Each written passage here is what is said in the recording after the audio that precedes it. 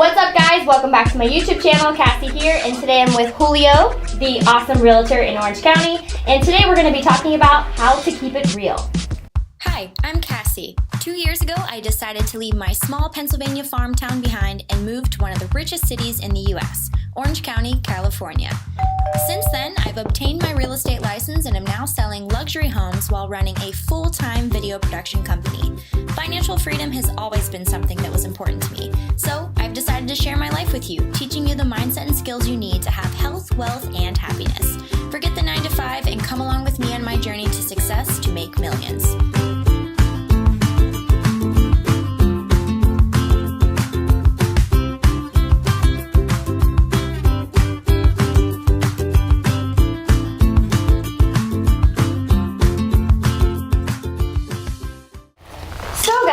Welcome back to my channel. I am super excited today because Julio is here, and we just wanted to get together and talk to you guys about how to keep it real, you know, entrepreneurship, talk a little bit about money, investing, and you know, kind of how Julio got his start. So I guess what we'll start with today is, Julio, why don't you tell us a little bit about yourself, who you are, where you got started, why you chose real estate, and you know, what you basically do.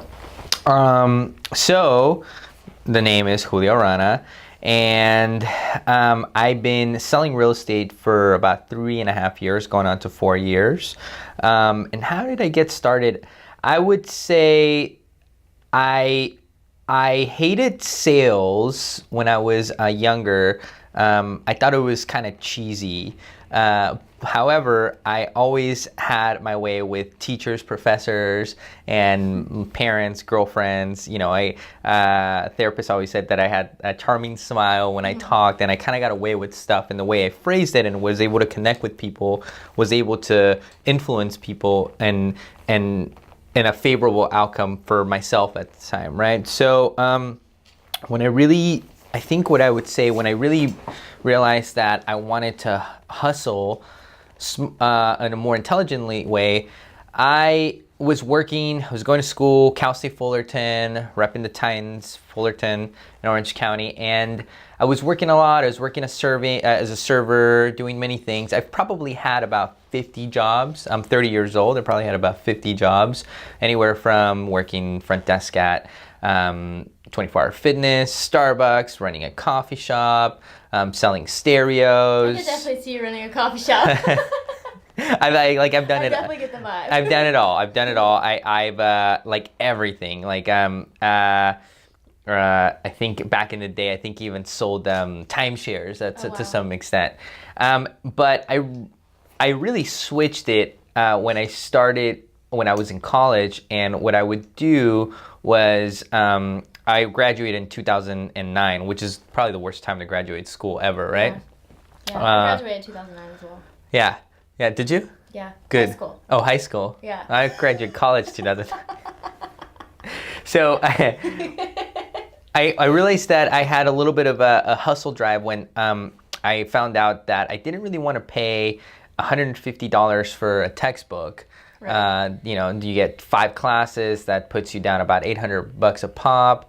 And so what I would do is, thanks to the copy shops in Little Saigon and Westminster, I would go and make copies for myself. I'd buy these new books, make copy, and returned it. Oh, wow. And then, I'd spend like $30 and then return the books. But then, because of the internet, we'd get these class rosters at the beginning of the semester. So I knew everyone that was like pretty much in the class, right? Anyone that was in the class. So I would send a mass chain mail, and I would let them know like, hey, look, you're gonna spend $150 a book. I can sell you a brand new book for $70.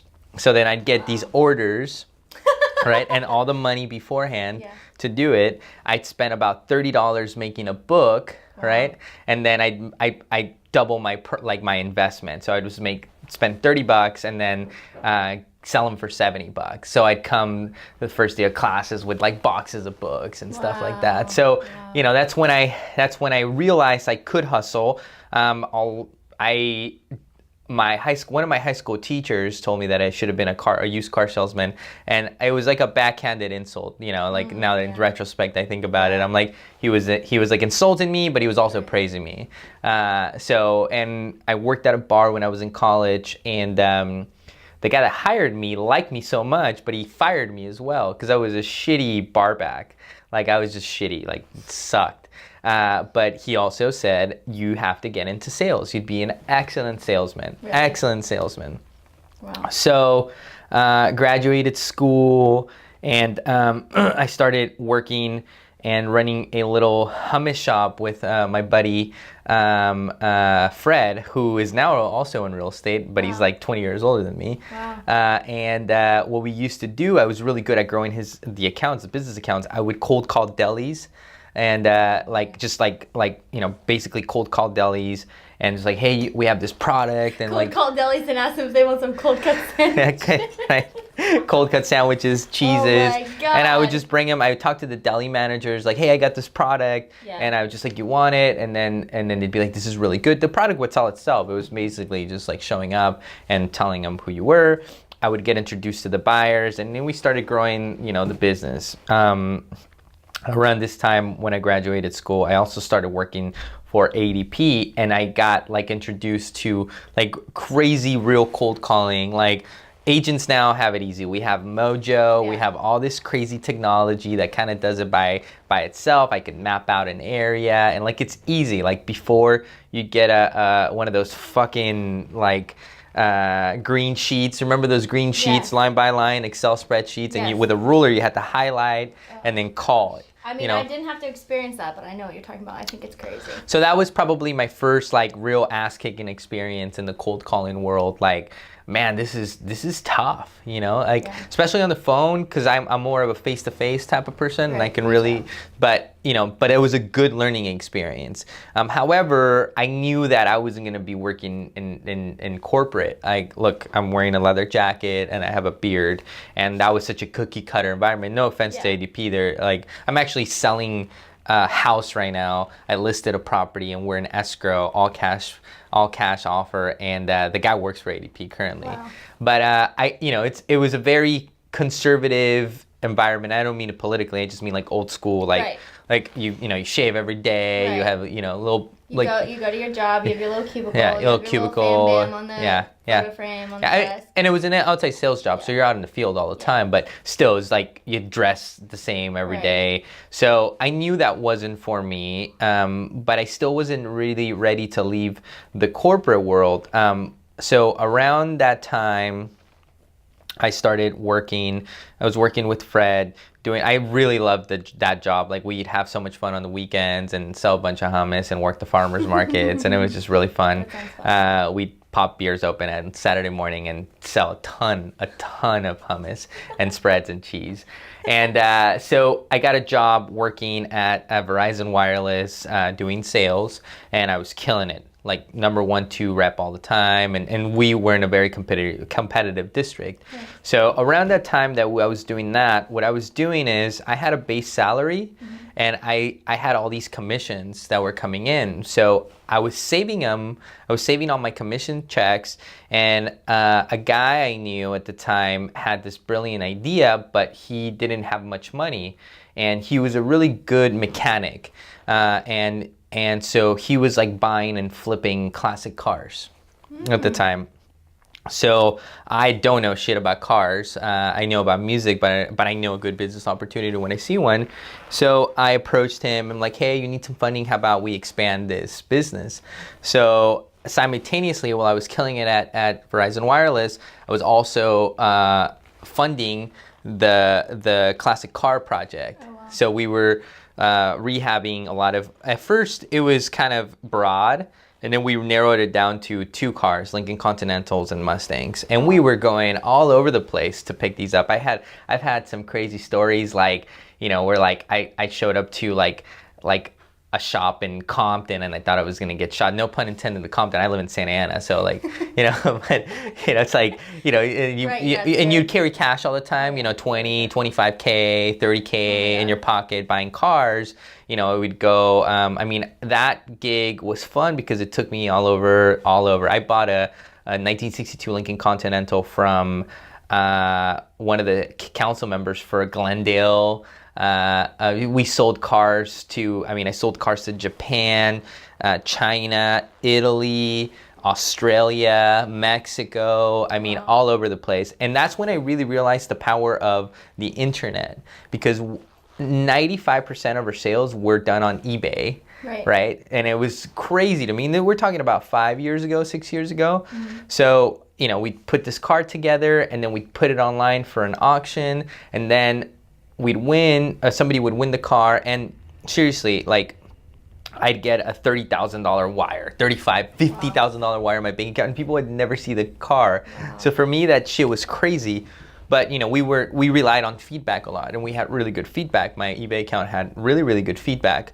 So people really trusted. And again, if we go back to entrepreneurship and sales, you can be the sleazy guy and push things on people, but it really is about trust. And trust is created in many ways. And this way we had a good feedback system. So people trusted us a lot with the product that we were selling. So, we were doing that. I was doing both of these things, and it was fun. You get to drive all these really cool cars all the time. I still have a couple that I need to buy. If anybody's on the market for a 1962 Lincoln Continental, let me know. I have one. Rock and Roll Realtors. Rock and Roll. You've seen the car. You took care of my dog the other day. So sick. So, I guess so. Coming from your perspective, like, so you saw, like, besides the sales and everything, like, I guess kind of getting in the whole internet thing. So you saw the power of, like, the internet and what it could do for you, and, how it started making money. How does now, if we're, like, speaking to realtors now, the power of social media and the internet impacting realtors now, and, like, what's your take on social media and, like, all kinds of, internet stuff? I think it's amazing. I mean, I've gotten a lot of business. I know some cats that have done really well with the online. Meow. Heck, what I think the online portals allow you to do is you can approach it two ways. You can go really, like, purposeful, strategic, like, I'm gonna do these landing pages and target these people and, like, really go at it, and, like, you're really, like, zoning it down. Or you can be organic and be yourself, like, this is what I do. Remember, if you give people a lens of your lifestyle, people are going to dig it, because most of them, no offense to people, they have kind of just boring lives. They go to work and they're in a cubicle all day. So, like, if you're a somewhat producing realtor, you have, like, a decent, cool lifestyle. You're going looking at homes, and, like, not just cool homes, like neighborhoods, streets, street vendors, art, like, because you're all over the place, right? You're out in the field. So, and you're, like, in different cities. Like, you got to remember, people live in one city, they go to another city to work, or if they work in their same city, and they come back. It's the same thing every single day, right? Maybe on Saturday they might take a little weekend trip, but as an agent, you're all over the place. Like, so, I can be in Palm Springs one day, LA, or Santa Ana, Newport. So, like, people are kind of living vicariously through you. So that approach I like, because I can be myself. So then I can document it. If you have momentum and you're tracking it, people notice, and they hit you up all the time, and they'll hit you up for either advice, real estate advice. Hey, I want to get in the game. What do I do? And if you answer genuinely and like with good spirits, then they might throw you a bone here and there. Or like, hey, my aunt wants to sell, my cousin wants to sell. I think one of my first listings, I had gotten in a fight with the guy in high school over a girl. Oh, wow. And he saw that I was like, I was like really involved online, and he's like, hey, I want to buy a place. And then come to find out, when I dug deep, he needed to sell the place. Oh, wow. So I ended up selling this guy's place, who I got in a fight with in high school. You never know. Yeah, so you never know, and you want to put yourself out there. There's this two schools. You could merge both. You can be really strategic about it and develop a plan. pay for some marketing dollars to get your landing pages across and your message, or you could just be yourself and be organic. People love to see just sold pictures with your clients and all that thing. You document it. People are like, oh shit, Julio is the guy that sells real estate. Like, he's the guy.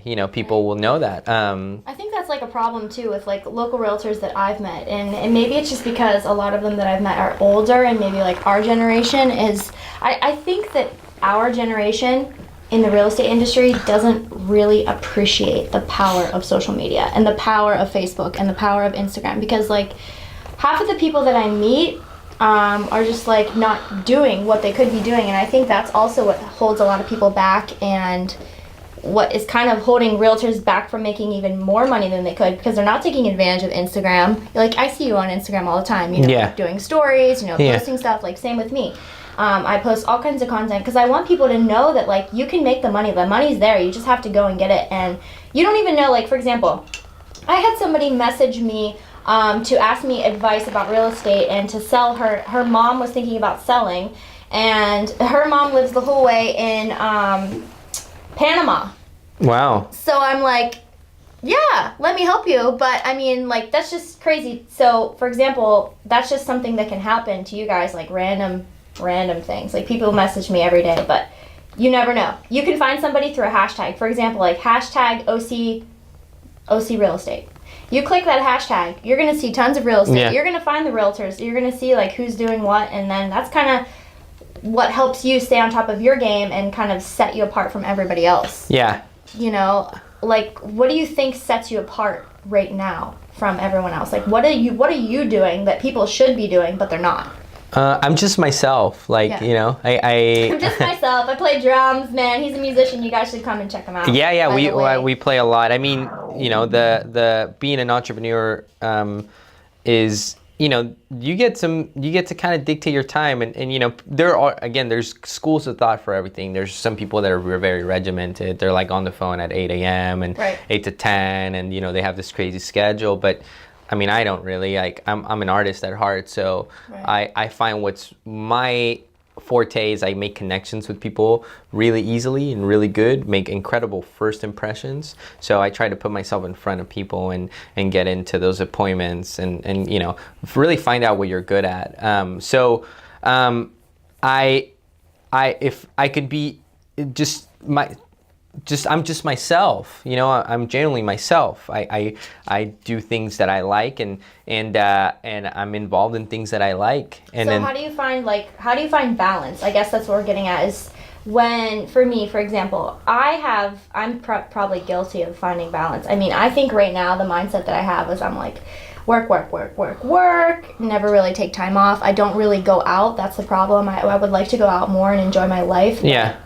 Where I'm at a standpoint is like, when I was 21, I got to go out and I partied and I did all that crazy shit. And then now I'm just like, oh shit, I'm 27. I've got to start kicking up the game. Yeah. I mean, so it's like, it's okay to really like have a lifestyle, but like, how do you find that balance? How do you like just put yourself at ease, being like, it's okay. You did this for, you got your work done. Like, it's okay to go out and relax for a little bit. So I guess I'm cheating here a little bit. I do things that I like all the time, so that's my problem. I don't. I mean, I try to have fun, but like my escape is the gym. Yeah. I guess that's my fun, the gym. If then that's your fun, that's your fun. I play music all the time. We're playing Fridays and Saturdays, and I mean, they're live. I'm playing at lively places with booze and a lot of lively people. Right. So I mean, the problem for me was like, oh shoot, I'm working all the time. Like, when do I actually take time that is not work related? Because I do things that I like all the time, but it's always work, right? So it's like, oh yeah, like I just worked all week, doing real estate stuff. Again. Now I work again all weekend. Like fun. But it's fun, but it's work, right? So like, I am trying to implement one vacation a quarter, like keeping me from burning out, which is, important. And then trying to find time in my schedule to fit in, work on my relationships, because because I lacked that in the past, and it's like I'm just gonna do my thing and like just work and play, Right. and you can get pretty like oh, I gotta practice now, and now I gotta make some calls, and now I gotta go to the gym, and now I have a gig this weekend, and then you're like, oh shit, like I think my dog has helped me find balance. Aw. Well, no, because I spend a lot of time, like I make time for my dog, I make time to run my dog, I make time to play ball with my dog, and I make a lot of, but it's there. I'm like, okay, I think somebody depending on me in that sense, or like a living creature, like really starting. I don't have any balance, and I think, if I'd be bullshitting you if I did. It's always a work in progress. So for me, it's like looking at the things that I need to focus on, and then even though I enjoy working a lot, finding balance within that. Right. I agree 100%. I think that's what I have to work on. I'm still working on it, but I think it's like day by day. Like for example, I mean, the way I look at it is like, it may sound really bad when I say this, but like I really legit I don't like surrounding myself with people who aren't doing well and who aren't doing things that I want to be doing, because like for example, people hit me up on Instagram that live in Los Angeles or live in Orange County or whatever to like hang out and do this and do that, and I'm like, I'm so nice, but I don't have time really to hang out with them because they're not doing the things that I want to do. They're not going to help benefit me. Yeah. So it's like, it's me being selfish, but like, is that a bad thing? I don't think so. If you're hanging out with a friend, and you're like, you're hanging out with a friend and you're just like, I don't want to hang out right now because like I could be doing other shit and getting things accomplished. So that's my biggest thing that I'm trying to work on, which I don't know if it's a bad thing or not, but like, do you ever feel like you struggle with something like that? Where you're like saying no in your head, but you're there already. So what the hell do? You get in these situations? Yeah, I think when what I need to get better at saying no is like some business that I, it's like a client that I don't want to take, that might take too much of my time, or a listing that I, saying I think sometimes we want to say yes to everything that it's like business related, every gig that comes your way, like and you have to be, for some, I don't know if it's like a worker bee thing, like, oh yeah, I gotta take it on, and I struggle with saying no to that, and because I set up my life in a way where like I work and play, it's been so long now that I just work and play music. So it's like I almost wonder, like, what would I do if I had free weekends? Like, would anybody what would you do? Like, would anybody want to hang out with me? like where would I go? What's your why, Julio? Are you just doing it and living in the now? Or are you preparing for the future? Like, what is your why? Like, how did you find your why? I think both. I live in the now because you have to enjoy life, but you have to prepare for the future. My why is just freedom, freedom, financial freedom, just like legitimate freedom, like freedom to like not have to wake up and go to work if I don't want to. Like, not that I would, but just like, freedom to not have to do anything, to not be bound by a job, to not be bound by any kind of live your life on your own terms. Yeah. So that, that's the big why. And so, a lot of the plans and the things that I've done has been for that. Like, how do I live life now that will affect in my life in 5 years? And it all comes down to freedom, freedom to, if I ever want children, freedom to hang out with my kid at 11 o'clock on a Wednesday because I can. Right. That for me is why. You're not like bound down to a job where you have to record. And that's like, I preach a lot, and people see who watch my channels and my Facebook and all that stuff, they see like I preach a lot about being independent, having your own business, creating the life that you want, because if you don't create the life that you want, you will be stuck in that 9-to-5 job. Oh yeah. You'll be stuck. Yeah. And actually, Julio and I were just talking about, whether we think there's a crash coming or not, and we always have to be prepared. But like, if you think about it, if there was a crash that came, like, are you prepared for it, and what would happen to you? And if you're like in the 9-to-5 life, are you gonna just go down even further, and then where's that gonna leave you? You know what I mean? Like, I'd say the worst thing that can happen for an entrepreneur is if the worst thing that can happen in terms of work is that you have to go find a job, which is what everybody else is already doing. So the worst thing that you have to do is what everybody is already doing. So it's really not that bad. That's true. So if you look at it that way, you know, what's the worst case scenario? Like, what's the worst thing that can happen? Like, and then, you know, because we're all like, if we can overcome fear, we can do amazing things, and fear is always something that holds us back. Like, oh well, like no big deal. Like, you have to take a serving job, you have to go work at a coffee shop. You know, you're not gonna starve. Like, you live in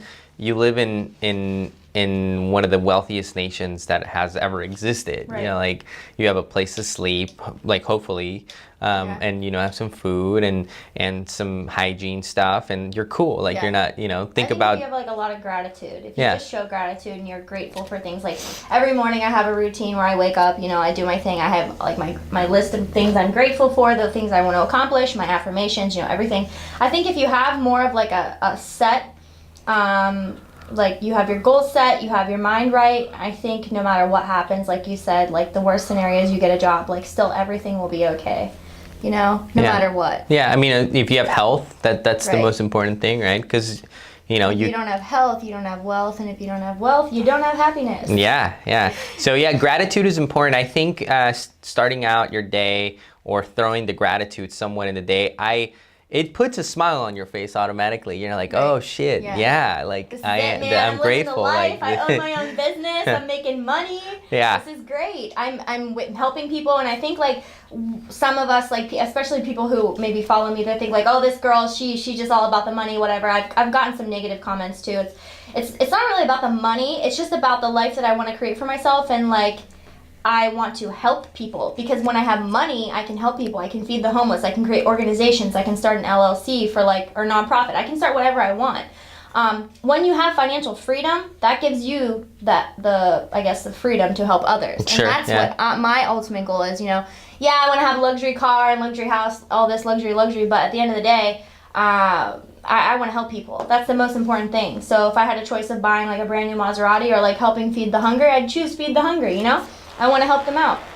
I want to change the world, and that's why I started my YouTube channel, because I want to change people's lives and educate people who were in my position at one time. You know, You've come a long way, yeah. Literally, I worked at Wendy's. I was broke as F, and crazy. I've come a long ass way.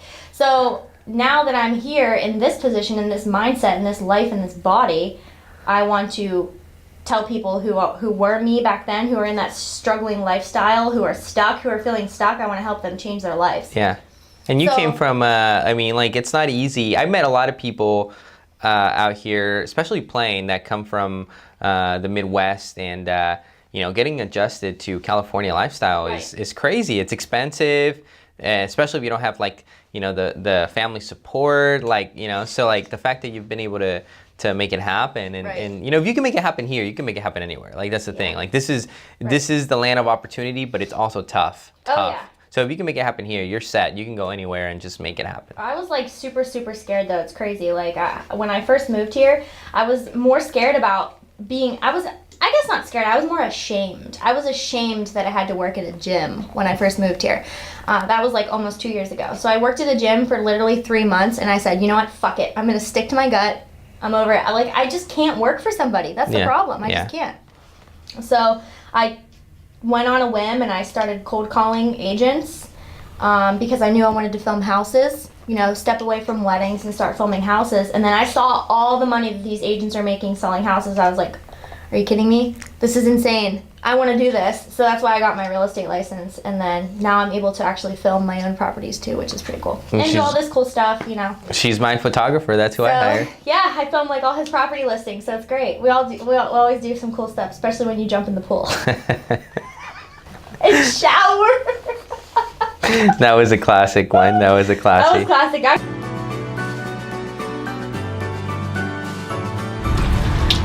Well, guys, I hope you enjoyed the tour. And now I'm going to take a jump in the pool. Well, is there anything else you want to cover today? I would say, you know, stay true to yourself, be real to yourself. Don't compare yourself to others. Whatever goals you have, go achieve them. Aim high, though. You know, aim high.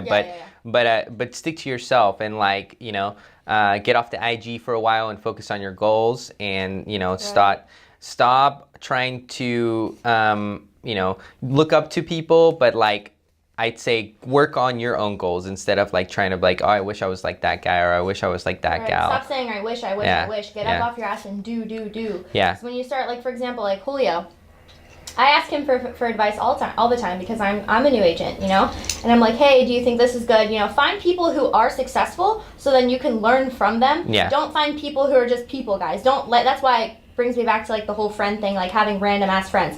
The reason why I don't have random all kinds of friends is because I only have friends who mean something to me and who are going to help benefit me and help me grow. Yeah. If that makes sense. Yeah, and ask questions. And you know, reach out and you know, you have to serve others. I got a call yesterday from a dude that wanted real estate advice. I moved to Vegas, and you know, at first in the back of my mind, I was like, "Fuck, man, another one." I get these calls all the time. It's just like I got to start charging people for these things, you know, like coaching or something. You're like, I'm walking my dog right now, but what's up? Like, no, seriously, I'm like, I should start. No, like, you should charge.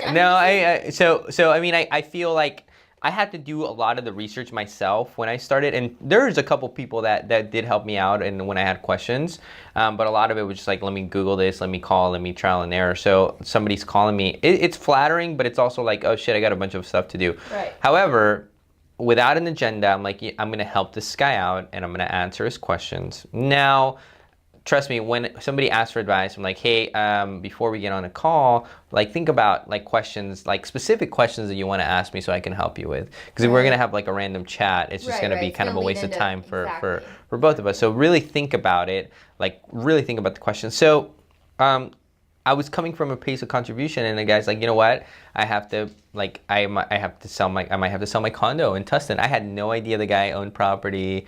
You know, he's in one might want to transfer the proceeds, and you're my guy that I'm going to use. So like, even then, I wasn't really even thinking about like, what is this guy going to do for me? Like, I'm like, what am I going to get from this guy? Like, I'm like, let's help this guy out. I was in his position at one point, and it's flattering that he would ask me. Right.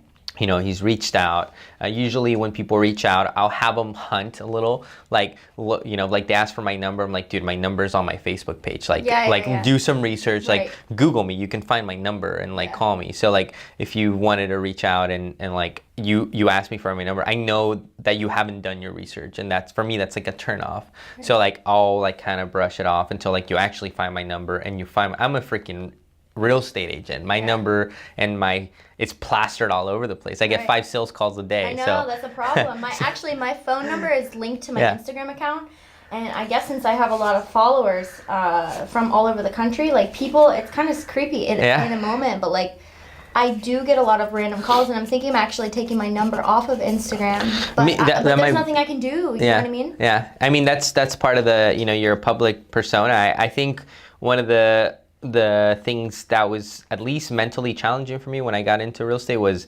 I'm like, oh shoot, I sometimes would want to live a more private life, right? Like just kind of keep it to myself and do my own things. But it was like, it was a pretty clear choice. You're either going to whore yourself out and like just put yourself out there because people got to see you, right? Like you're not really selling a service, you're selling you're not a product, you're selling yourself. So if you're not out there, you just got to put yourself out there in all the mediums, which means you have to constantly post, you have to constantly, you know, it's a decision that you have to make. Like it's some work, you know, like I always, if agents hit me up, like, how's your social media presence? Like, it's non-existent. I'm like, you're going to have to make you're either going to have to you're going to have to like make a conscious choice of getting good and exposing yourself and like, you know, posting a lot, and that, you know, and that might be an uncomfortable thing, but that's what you have to do. So keep it real. Save your freaking money, save your commissions, like don't go buy the car, invest in real estate. Shit that realtors do, man. Don't buy the watch. I mean, if it makes you happy, fulfills your life, then good for you. I own like one nice designer belt, and that's it. That's it.